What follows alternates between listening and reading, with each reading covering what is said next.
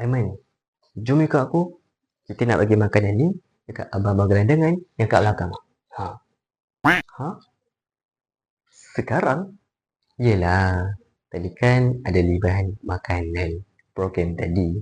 So, rugilah kalau tak bagi. Tak payah kot. Ramai orang lelang ni. Kau ni dah kenapa? Takut sesat Aku ada Google Map lah. Bukanlah. Habis tu, maksud aku, kalau ada orang nampak aku bagi makanan dekat gelandangan, nanti kecala image aku. What? Image apa? Kau ingat? Siapa yang tengok kau ni? Taklah. Cuma, kau faham je lah kan? Aiman. Macam gini lah. Kita nak buat baik ni bukan untuk jaga image. Kalau ada orang yang nak pandang rendah kita buat benda yang baik ni, mungkin kita yang kena ubah cara kita fikir.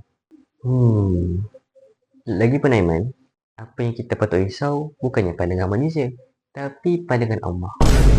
Betul juga tu. Bagus lah tu. Apa lagi? Jom lah kita gerak. Jom.